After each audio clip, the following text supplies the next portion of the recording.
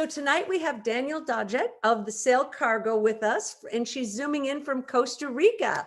We're so grateful she could be with us tonight. So she has 16 years of sailing on traditional ships and is one of the founders and acting CEO of Sailcargo. Growing up just north of Kingston, Ontario, she began her sailing career with the St. Lawrence II, moving on to larger ships at age 16. Founder of Topsail Rigging Limited, she has focused her attention in recent years on gaining knowledge of the build stage of large-scale projects, including working along Sailmaster BV in the Netherlands. She's an advisor to the Caribbean Sail Training Association, was the captain of the flagship of Barbados, sailing cargo schooner Ruth for the rigging, launch, and seal trials. Tonight, we are so grateful you could join us, Danielle. Thank you so much for being here, and we look forward to a wonderful evening with you. Very excited to be sharing with everybody here this evening. So thank you for having me. And yeah, I look forward to a great evening. Do you want to start with your presentation? Sure, yeah. I'd just like to introduce the presentation really briefly. This presentation that you're going to see is a bit of a hybrid, like our boat. And it's a cross between a business pitch and a presentation for yourselves. So it's going to bring in some different elements. And the reason I use this was I hope it encourages some different types of questions. Okay. So again, I actually really encourage you to interrupt me with questions. So please don't hesitate to do that. My name is Danielle, and I'm the director of Sailcargo Inc. Here we go. So what is the problem we are addressing?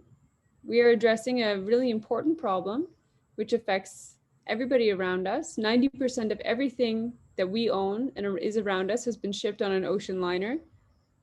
And these vessels operate outside of territorial waters, which means they're not really regulated in the same way that a car or a train or anything else that's on terrestrial land-based actions are monitored. So if you just look at this slide, I'm not going to dwell on it because I don't see the point. I'll just let you look at that. And if you have questions about this later, I'm happy to go into it. But these are the problems we are looking to address. And our solution to this is to provide a shipping service that is free of emissions, pays fair wages, and is built using regenerative materials. So what you're seeing there is a naval architect's rendering of our flagship, Ceiba. Our naval architect is Manta Marine Design, which is originally Dutch and is now based in New Zealand. And yes, this is a wooden vessel that you can see before you that we are currently building. Our mission is to eliminate, I'm just reading it. Our mission is to inspire change in the shipping industry, and we will eliminate fossil fuels from the maritime sector by proving the value of clean shipping. And so right now what you can see in the center there is Ceiba, which is our flagship. And we hope to actually expand this onto two different ways. One's going bigger and one's going smaller. And so you can see over here on my left side of the screen is a coastal schooner. That is 65 feet overall. Ceiba is 145 feet overall. And I only know this in meters. The eco-liner, which you see on the far side, is 168 meters. So that's times 3 approximately. So it's about 400 feet or something like that. Sorry, that's probably wrong, 450. But this is what we're really looking at as a company, as how to provide a solution. Our target products range. Really right now, what we are looking at is organic products such as turmeric, cotton, avocado, coffee, cacao, vanilla, all these sort of things. This is what's really been popular in the emission-free shipping sector so far. This is what has been popular to us. However, it's important that we differentiate ourselves because as Sailcargo Inc., we actually will ship anything. Anything, you know, there's limits. But if somebody comes to me and says, Danielle, I'd really like to ship tires emission-free, we will not reject them because our mission is to prove the value of clean shipping, not to bar people from being able to ship emission-free. And so that's a little bit of a distinction which causes some hands to go up sometimes. So our market size, I'll let you read into this, and especially as this is being recorded, I'll let people in the future read into this. But our market size is absolutely massive. People always ask us, how will you find enough cargo? And it's really not about that, because 90% of everything, as I mentioned, goes on ocean liners. As we've seen today recently, is that the Ever Given is one of the largest ships out there, and the scale of this is absolutely massive. And so this is just, we're just the tip of the iceberg with our small ship Ceiba. Ceiba can transport 9 TEU, or 9 20-foot containers, the equivalent of 9 20-foot containers. We don't ship containers on this vessel. And the largest vessels out there today can ship approximately 22,000 containers.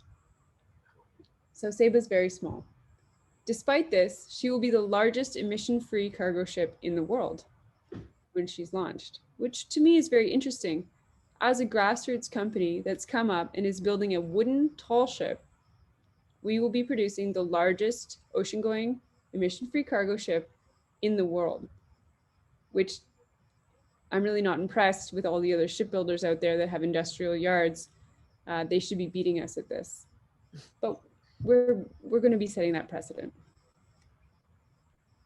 Our business model is very simple. It's the same as any other cargo ship, or if you want to think about a trucking company, you put things on the truck, they move them, you take things off the truck. The truck does not own the goods. You're simply paying for a service. And so that's what our service will be. We add value to a client's product by eliminating the transportation carbon footprint.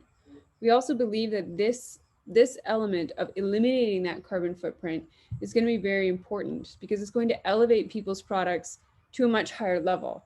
Formerly it was, fair trade or organic, or there were bio packaging, or all these other parts of the supply chain that needed to be addressed or identified or repaired. And we truly look at this as one of the final broken links in an otherwise sustainable supply chain.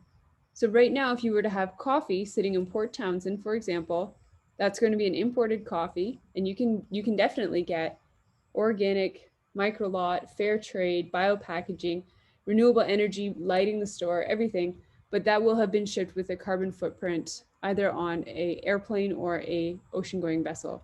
And so when we say you'll be the only truly emission-free coffee in that area, that elevates a product, and that's very special.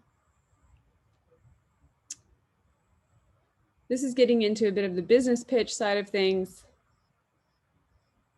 If anybody has questions about this side, we can come back to it, but really what we're doing is trying to decarbonize maritime energy and transportation systems. So if we have questions, we can come back to that. Yeah, but back to the actual shipbuilding, which is what you folks are here for, as far as I understand, is we're doing regenerative shipbuilding. And so this means that we are also doing tree planting. We are using wood in a sustainable manner. And yeah, I'm going to get a little bit into the shipbuilding. This part, I'm going to just be showing some pictures. So again, if you have questions, don't hesitate to ask. This photo that we're seeing right here, I don't know if you can see my mouse. No.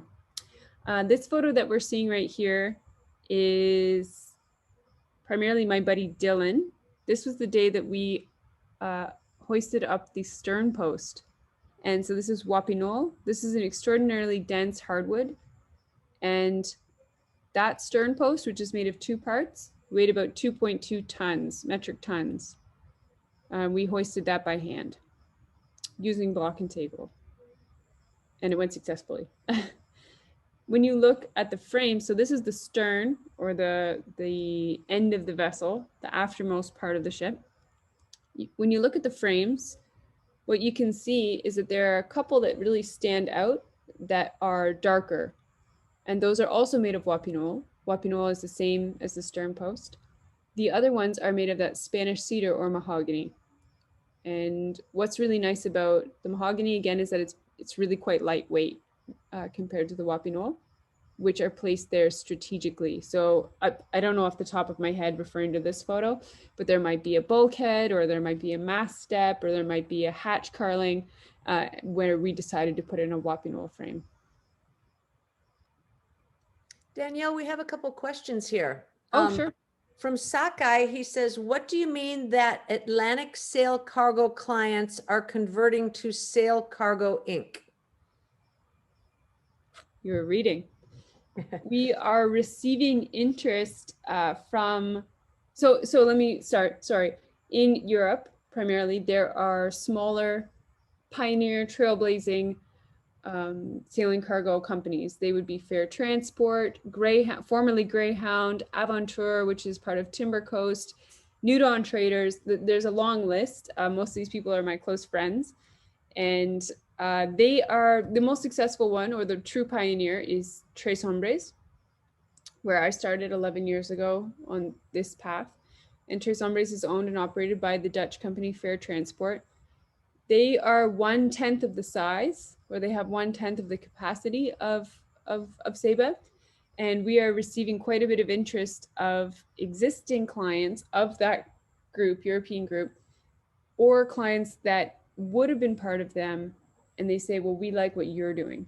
And so what we're having is a conversion or attraction from all over the world, from people and producers where we're not even promoting cargo lines yet.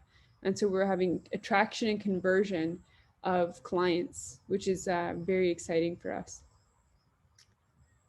That's great. And then I have a question from Jen Rabinowitz, asks, how will Ceiba maneuver in strong currents with little to no wind? With her 100% electric engine. So this is something that's really interesting. Ceiba's primary engine is her sails. Ceiba's auxiliary engine will be two 150 kilowatt electric motors. They're going to be not parallel. They'll be independent, so we'll have twin screw or two propellers. And this will be a regenerative system, which means that when the ship is actually sailing under sail power, truly sailing, when there is sufficient wind, we'll be able to adjust the variable pitch propellers and capture or regenerate energy to whatever amount or degree we decide. And this is what's going to allow us to maneuver in and out of port. And we actually have an in-house naval architect, as well as an in-house electrical mechanical engineer, which we're really spoiled to have them both. And so we're going over and over all these different calculations about that. This is, of course, in association with our overall naval architect and our engineer, which we have from Switzerland, who are remote. But we should be able to do any sort of in and out of port, emergency situations, you know, if there were, you know, goodness, we hope not, but man overboard, anything like that, we would be able to just flip those on. These will also be supported by solar photovoltaic solar panels, as we'll be operating in the equatorial zones, which has very strong sun, it's very sunny. And so that will be auxiliary to that. The only time that Ceiba will not be powered by 100% clean energy is when we happen to plug in at a port where the power grid is not supported by clean energy. And here in Costa Rica, we are extremely lucky to be able to say that 99% of the energy, depending on the rainy season, is produced by renewable energy. So even when Ceiba plugs in her home port, it will still be very close to 100% renewable energy. Wow, that's amazing. All right, that's all the questions for now. Okay, well, here we go into some woodwork. Oh, I lied. This is Astillero Verde. This is just the very tip of our land. This is the shipyard. Astillero means shipyard. Verde means green. So you can see why we call it Green Shipyard. This is actually our nonprofit educational center, which is at the very tip of the land. This land is 1.4 hectares, or approximately 3 acres. And you can see we're in the mouth of an estuary, which is really beautiful because we have some different types of biodiversity kind of meeting right where we are, because on the left side of this picture, it's going into the Gulf of Nicoya, which is essentially really getting into the open ocean of the Pacific. And on the right hand of this photo is the mouth of the estuary, or going up into a river.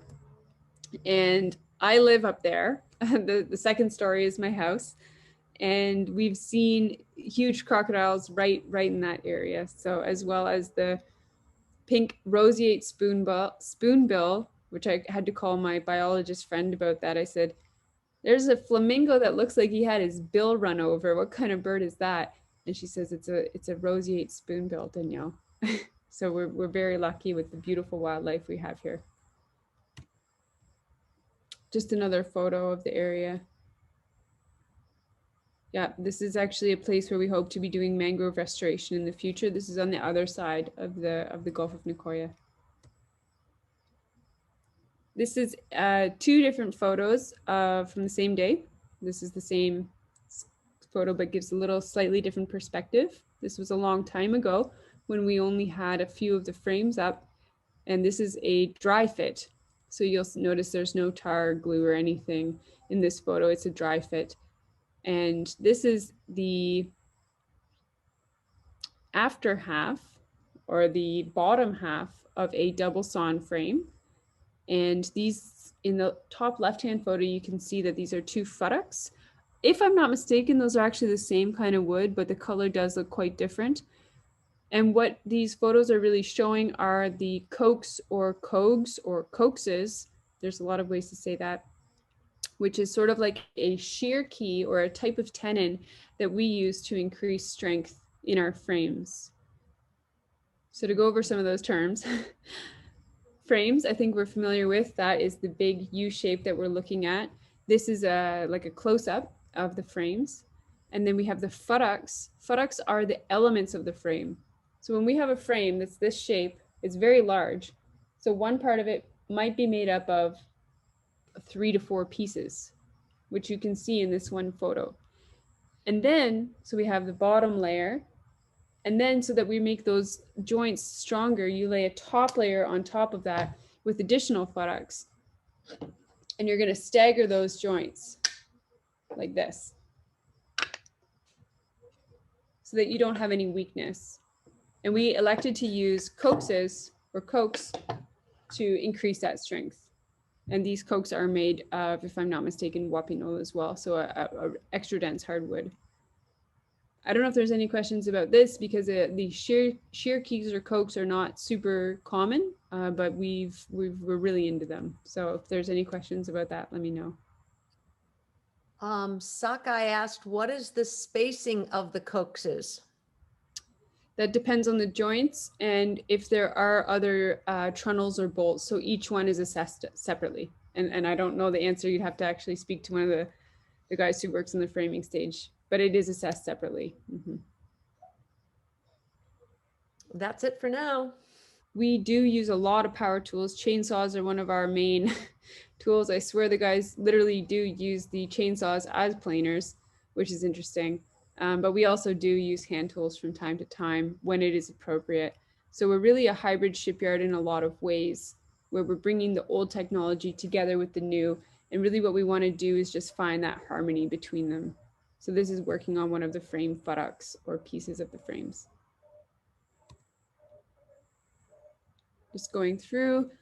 Here we have a French timber framer and shipwright that was with us named Mente. And what we're looking at here is a half frame in the stern section. So these are the dead woods that he's leaning up against, made of solid wapinol. This is a really intense solid wall of hardwood. And actually you can see Manu in the background. That's interesting. And we've just about lifted this into place, this half frame. And he's just putting a bit of tar on there right before it sits into that notched out piece that you can see. So this is a fun moment right before it's about to get put into place. This is a photo of steaming in a beam shelf. I think this is a beam shelf. There are so many elements. This is beam shelf, and on top of that, it's going to be the shear clamp. And so this is, we actually have separate decks inside the cargo hold on the fore and aft, where it is crew accommodations or the engine room, electric engine room. It's only one deck for living spaces, but to reduce the pressure put on the cargo, we actually elected to have separate levels. And so this is going to, you'll see probably later, or you saw in the video, host that second level, second deck. This has been just pulled out of the steam box. They cook for up to 6 hours. Is that true? 5 hours, 5 or 6 hours, and we use all the offcuts to fire that. And these folks come in and they can get it in, clamp it in 5 or 6 minutes. But you can watch this on our video, so you can verify what I'm saying. I might be off a little bit, but it's really something to watch. And it's really interesting because it takes 1 or 2 people to prepare that piece, you know, assess it, make sure the lines are right, even sometimes get it in, not for a full dry fit, but to look at it in place and put the Dutchmans and then get it in the steam box. And then there's about 6 minutes where you see this many people, they just show up, clamp it all into place, and they're gone. So that's really interesting as well.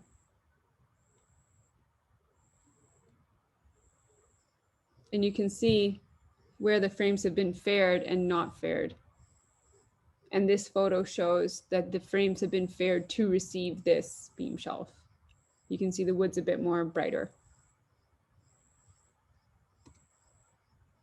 Manu's the star of the show. Why is that? There he is again, Manu. We have other people working here, I swear. This is a photo looking aft. So where we saw Menta putting the tar, he was standing more or less at the end of those dead woods, at the end of these frames. And that's the steam box that you can see with the plastic jugs on top. So the steam box is right in there inside. Are there any questions at this point? No questions right now. Okay. Just shifting track a little bit. We also have the nonprofit organization because we are located in one of the poorest communities in all of Costa Rica, financially speaking. And so we work, it's also a fishing community, artisanal fishing. They use boats, open boats about this size to do this sustainable fishing as part of the cooperative. And so what we've been doing is kind of introducing them to the idea of wooden boat building as well as sailing. So they're all fiberglass boats, and there's quite a number of issues associated with that, which is kind of a whole separate topic. But these are the 2 boats that we've built as part of our courses here, which are free for the community. And the only reason we've had to put a pause on these public courses is due to COVID. This is, if you remember that drone shot where I said that's actually where I live with the mangroves, this is right under that house. That is that house or building structure in that shot.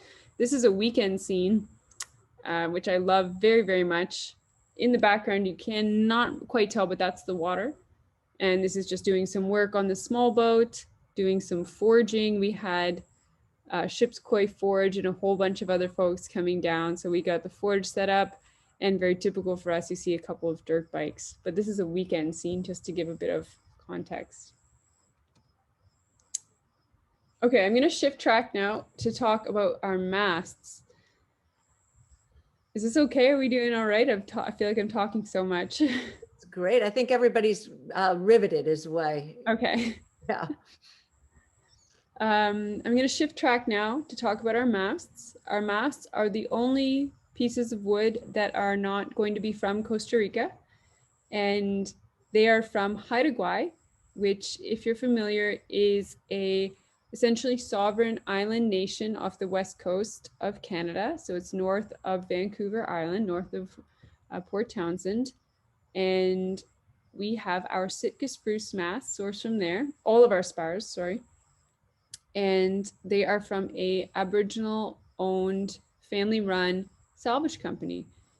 It was very important for us to really establish a very high standard for social and environmental and moral factors when it came from bringing in wood from outside of Costa Rica to be able to justify that decision. Now, if I'm talking to boat builders, it's very easy to justify, why did you bring your masts in from somewhere else? Well, I think most of us know that between Sitka spruce and Douglas fir and the west coast of Canada and the Pacific Northwest of the United States, these are the best mast timbers in the world. And so that was an easy decision for us to say this is important. So I'm just going to go through this a little bit. This is just a transition slide of the beautiful old growth forest, which we don't touch in these areas. This was a canoe we got to see. We had a really wonderful tour. This is Tyler York, who I keep trying to get down here. And this is a canoe that's being built up in, I think it's Masset, if I remember correctly, northern part of Haida Gwaii. And it was really spectacular to be invited there. And Lynx, my partner and co-founder, even was invited to participate a little bit, taking off a little bit of this red cedar canoe. This is a photo on Haida Gwaii, which I have not been here to see this photo. This was sent to me of one of our spars. And this is one of the guys using an Alaskan mill to get it down to square. This is a beautiful story and one we're very proud of, but it is turning into such a logistical nightmare. It almost inspires you to want to start your own shipping company. It's really interesting. The biggest issue is that the trees are too big to export from Canada and import into Costa Rica. And here I was thinking that Canada knew how to export big timbers. Apparently not. It's interesting because they don't fit into a 40-foot container. That's where the problems really start. And so then we have to look for a whole different type of shipping company. And it's interesting, you want to think outside the box, but really what a lot of people want to do is ship outside the box, which by the way, we can offer because we don't ship within containers, so that we're not constrained in that way. Another thing that's very interesting with these timbers is that they're too large for, oh my gosh, I'm spacing on the word because I've spoken so much, not fumigation, but heat treatment. And they're simply too large because they want to kill any bugs or bacteria or anything like that that might be coming down, to kiln dry it to a low level temperature, because we don't want to kiln dry it to a really high temperature. But they're too large for that, and there's no kilns in all of Canada that can handle it as far as we've known. And we've even been looking as far as the East Coast. There might be one that we found in Ontario, but to ship it to Ontario and then back to BC, it's crazy. So we're learning the hard way. We intend to be making a timber schooner ourselves to address this issue in part.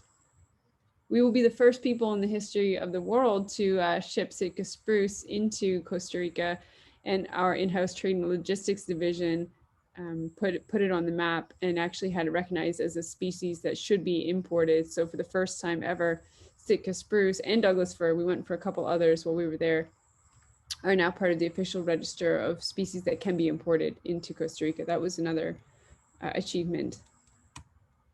There's Lynx, my co-founder, just hanging out. This is on the salvage, it's part of the salvage yard. These are not our spars. And just a gorgeous photo of some of the red cedar that's up there.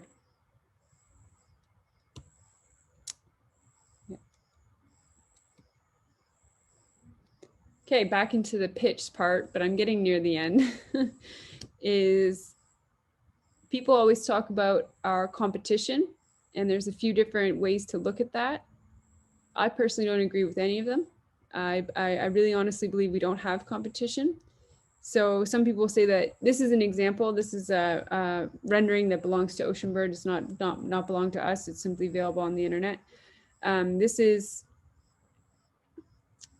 a concept which apparently will be built at some point soon. But according to our own in-house calculations, this vessel may burn up to around 11 tons of bunker fuel per day. And so for me, even though it looks really wonderful and it is a step in the right direction, which I acknowledge, this would not be a competitive vessel for us because they do not offer emission-free shipping, which is the same for any other ocean-going cargo ship at this time in our area, which will be the Pacific Ocean. Just a little bit about our team. Myself, my two co-founders, Lynx and John.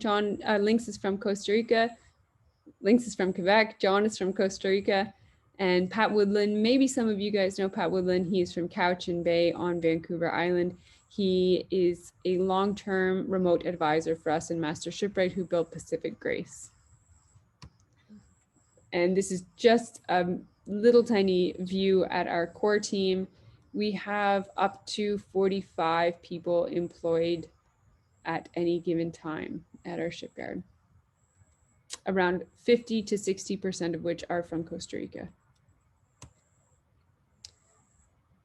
As some of you may have noticed, we've received quite an increasingly high amount of press, and actually tomorrow, it's not set yet, but tomorrow I have a pre-interview with CNN. They're considering doing a 4-minute video piece on us, but the attention has just really gone up, and especially with things such as COVID and the disaster, to call it that, with the Ever Given Suez Canal blockage. We're just receiving increasingly high levels of interest. So we're thankful for that.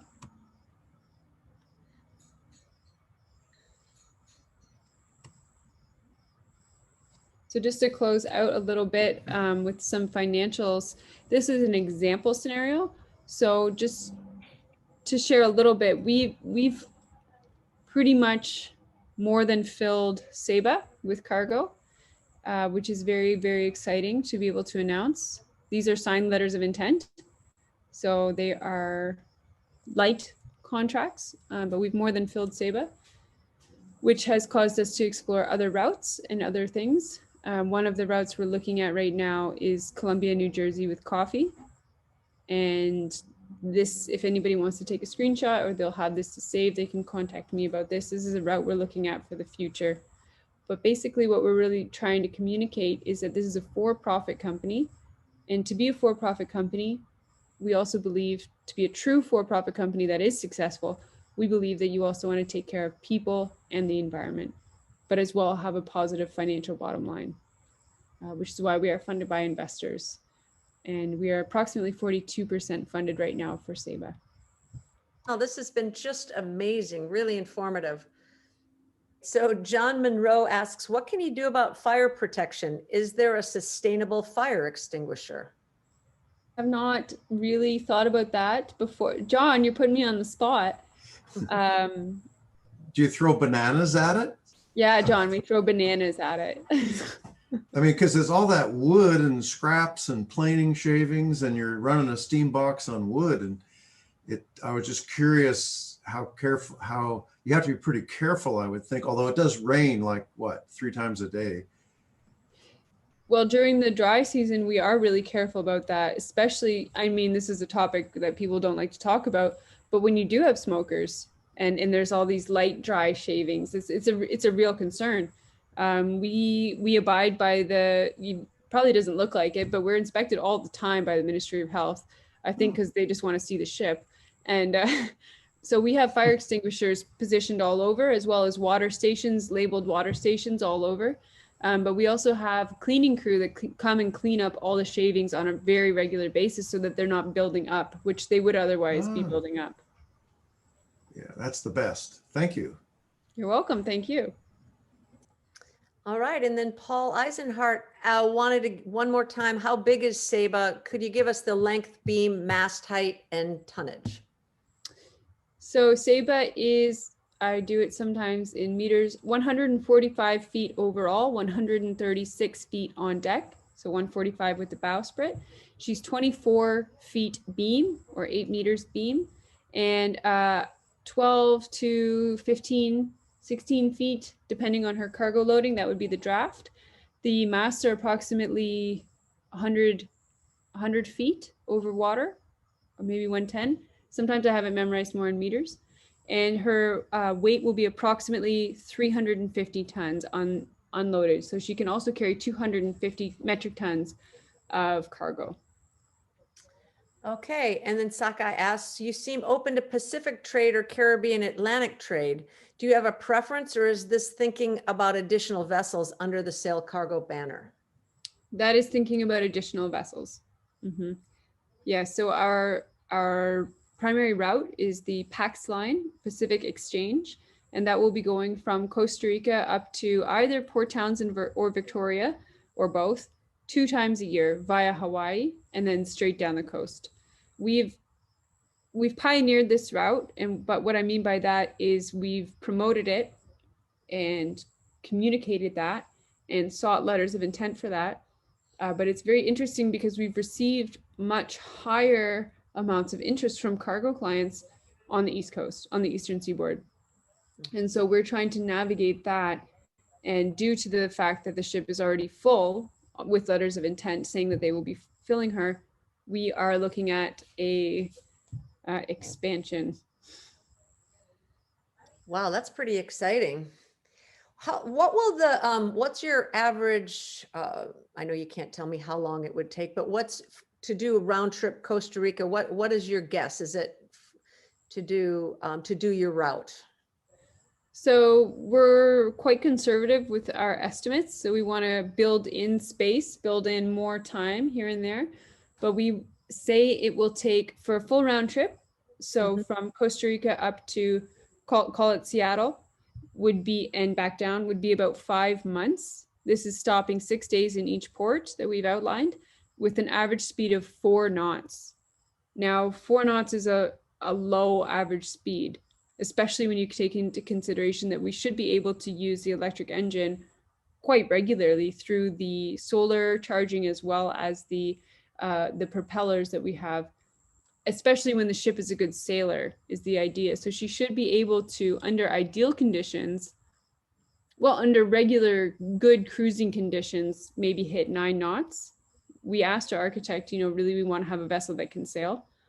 But under, when you're running downhill or downwind, we hope to be hitting a lot higher, even 14 or plus. We'll see, but that would be with the wind and current. Sockeye asked, what is the rig of the light blue boat? It looks like it might be a lug. I swear that changes every weekend. It may have very well been a lug rig in that photo. We have a bunch of bamboo that we just switch it up. I've even used a Singer sewing machine from around 1960 to sew a ridiculous square rig for it. But it may have very well been a lug rig there. We have some French sailors from the north coast of Brittany, and they're always very actively promoting the lug rig. That's great. That's great. How do you pick your crew? I mean, I know you get people from all over the world. How do you select who you accept? We are blessed to have applications every single day from all over the world, and really they don't even have to speak English or Spanish. It's really just applications from everywhere, and it's very my job to select, which is my job, is to select people, is very difficult because I swear everyone who applies is I want to hire everyone. Like the people that apply to our project, the people that are attracted to our project are so self-motivated, are so driven, are so inspirational in their own way, even when they are quite young people who may or may not have that much experience, or some of them have more. But the decision making is the hardest part. But lately what we've been looking for more than almost anything else is well, hey, do you want to really come with us on this voyage? You know what I mean? It's some people, we have a minimum of 3 months. So I've worked on several different projects, a number of different projects, and sailing vessels and shipyards and all these things where the minimum commitment can be as little as 1 week, which is not something that I personally have, I don't want to criticize, but in my personal experience, I've found is very challenging. Because honestly, when you break a week down, you get there and people are going to have a beer with you on the first night, and the second day, then you learn how to hold a paintbrush or a drill, and and then it's Friday. So we have a minimum of 3 months, but we're beginning to look for people who have that longer term vision more than anything else. Mm-hmm. Will the rigging be automatic rigging then, or like electrical rigging? No. Manual? So we've elected to have 3 masts, which will be gaff rigged, or as they say, schooner rigged, on the mizzen and main mast, and also having a gaff on the foremast. And she'll have 3 square sails on the foremast. The reason for this is to have a lower, well, there's several reasons, but one of them is to have a lower, sorry, I'm getting a bit tired. What is this one called? point of resistance. So it's a bit safer as well. You're going to be having shorter masts is what that is. As well, you're going to be having smaller sails. Each sail ends up being smaller than if it had been a 2-masted vessel. But it will be manual, like traditional. Okay. Lower center of effort. Thank you. I'm spacing. Tell us a bit about your training programs. You were teaching English as well as boat building? Yeah, so our nonprofit, Astero Verde, which means Green Shipyard, is a registered nonprofit association here in Costa Rica. We are an affiliate of Amigos of Costa Rica and the Cruza Foundation, which are United States-based recognized 501c3s, which means that if you donate to our nonprofit through them, your donation would be eligible for tax deduction. So just to say that that's a very established, young, but very established little entity. We were offering, and we continue to offer, boat building, blacksmithing. We did some lofting courses, and we were really growing with that very rapidly, actually, and the community is responding very well. But then COVID shut down the public aspect of that, which was a bit of a curveball. But so we shifted our efforts to another part of the nonprofit, which is the tree planting. And so we were able to kind of expand our efforts with the tree planting because that still allowed us to give income to people. So we want to always get donations and investment back into the community because they were outside, it's open air, there's enough space. So we've really been focusing on our tree planting, which, by the way, it's going on right now. You can plant a tree, contribute to regenerative shipbuilding, let me know. But at the same time, we're always looking for these other courses and waiting and preparing for them to come back. We also offer, so with COVID, we also shifted to operating a community garden. So food security, again, we're located in a very poor community. So food security became a bit of a concern simply because we didn't know what was going to happen. So we started that, which is now expanding and growing. And we are starting a community garden in association with one of our employees who's also growing on her own to create her own project, as well as bread baking. And so there's kind of like some different things came out of COVID. Yeah, wow. All right, here's a couple of questions. Megan McLeod asks, how large will the crew be on the Ceiba? We will have a professional crew of 12 and a maximum space of 24, so 12 guest crew. And how many will be apprentices, and your overall thoughts on sustainable crew, schedules, training, turnover, etc.? So we do, as I said, we aim to have 12 permanent crew or professional crew, and then up to maximum 10 to 12 spaces for guest crew, which may or may not be youth. I hope to have exchange programs. We also hope to partner with the Maritime College here in Costa Rica and really doing training on board. It's very important for us because we aim to be flagged in Costa Rica. However, there's no established ships of this kind. There's no history living of ships of this kind. And so we want to have a Costa Rican crew. It's a Costa Rican flagged vessel. However, that's not really possible until we're able to invest in the training. So right now we have sent to date two Costa Rican young people. They're my age. They're not that young. One was younger than the other. We've sent 2 of our team members sailing on the Tres Hombres to try to begin to do that education. But there'll probably be a transition phase when Ceiba's launched, where we'll have international crew coming in and doing quite a bit of training and investing quite a bit of training, and then shifting to a more Costa Rican based crew. Mm-hmm. And John Monroe asks, what's between the ribs? Tar, bear shit, he says. Red lead, haha. Hi, John. How are you doing? Nice to see you. Part of my French, it's tar and or bear shit, which is the term for my experience when you mix the tar with a substance that will make it thicker. Well, he's not totally convinced. It's typically tar. So what we are not using glue. You may see in some pictures or some videos that sometimes we do use glue. That's for what we call Dutchman's or graving pieces. So we don't always use a perfect piece of wood. This is a really interesting thing. When you go into yacht building or very fine joinery, you're going to be using a perfect piece of wood, which means you're going to be rejecting a lot of pieces of wood if they have, you know, a little bit of sapwood that enters, or a knot, or some internal rot, or the termites, which are a big deal. You're going to be rejecting a lot because you have a very high standard. For two reasons we don't do that. One is because it's not really possible when you look at the scale that we're doing. There's always going to be something with these the largest timbers we can possibly find. There will always be some sapwood or something.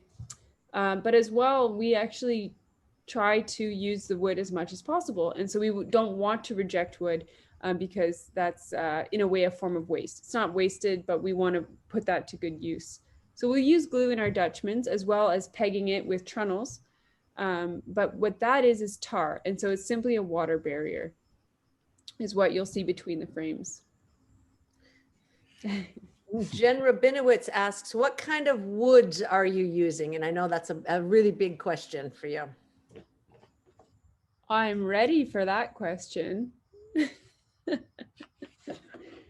So we have a couple types of woods here. I'll try to focus on the ones that are most relevant for us right now. Yeah, I'll use these three. Okay, so here's just for reference. This is teak. This is plantation teak from Costa Rica. All these woods are from Costa Rica. And I don't know, you can't really see that. It's, in my opinion, not the tightest grain. It's not the world's best example of teak.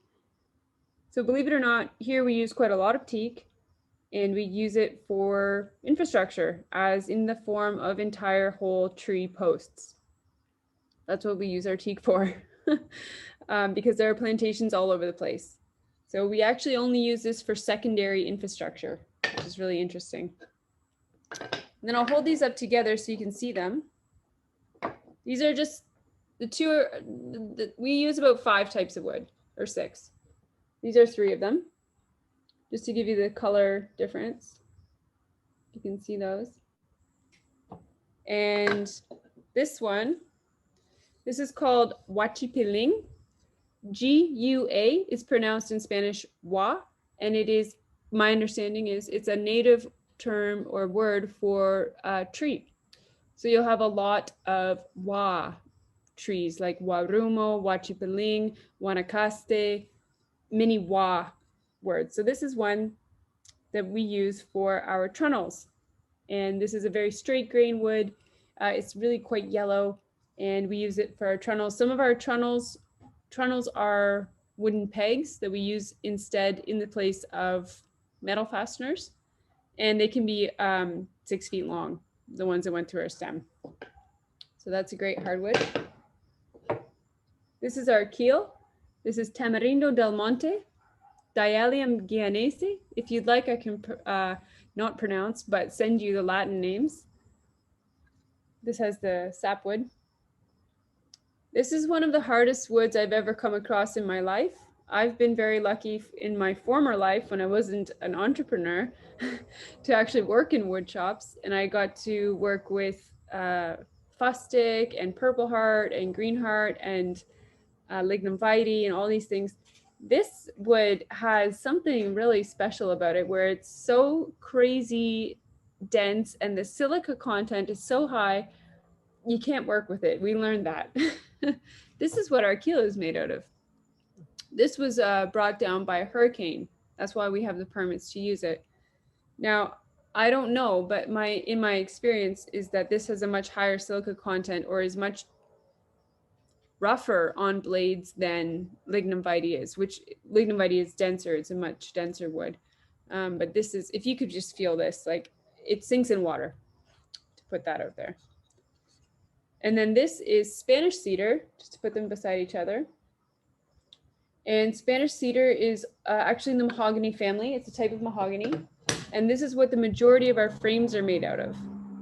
This is also what cigar boxes are made out of. So it's still a hardwood, tropical hardwood, but it weighs, I'll make a fake scale for you here. This is how much, this weight is much lighter, relatively speaking.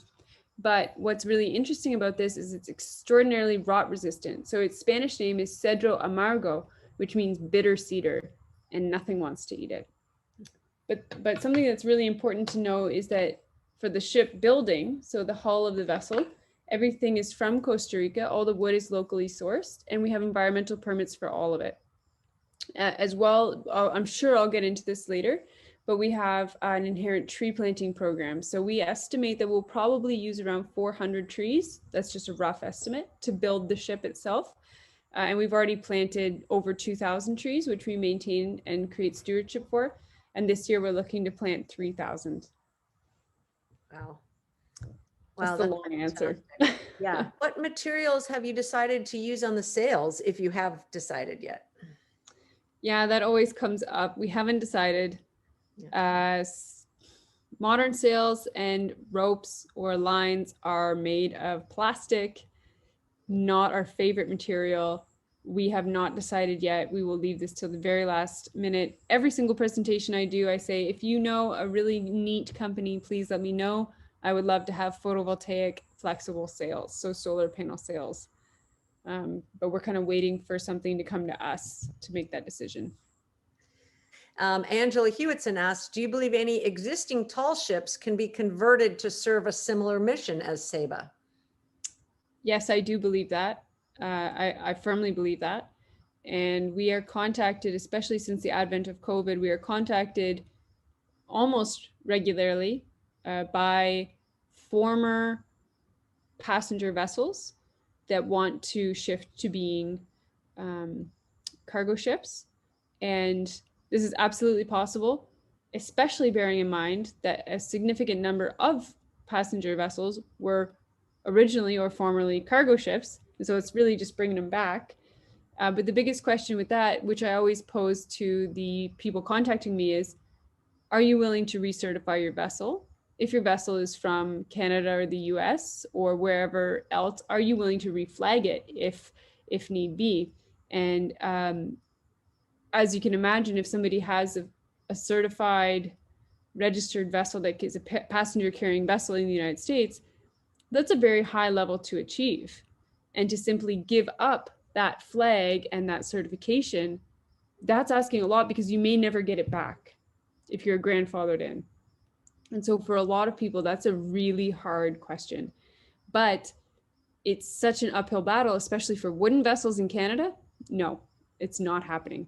Wooden vessels in Canada, you will not be certified as a new build or grandfathered in if you're not Canadian, already flagged in that way. It is not happening. And Salts, which is really close to Port Townsend, is trying to build a new passenger vessel for about 10 years out of wood, and they cannot do it. So you have to look at flagging somewhere else. Wow. But then you're really giving up that status. So tell me a little bit why it's so challenging to get in Canada to get a passenger vessel flagged, a wood vessel flagged. Mm-hmm. Explain that a little bit more. I hope I don't say too much. Canada doesn't believe in wood. Canada has an unhealthy relationship with wood. Canada loves the pulp and paper industry. We love cutting down virgin forests for pulp and paper, which is really funny. But we don't believe that wood is a good material for boats. Why? Really not sure. It's been a good material for 2,000 years. But if anybody's familiar with the Blue Nose build, that turned into quite the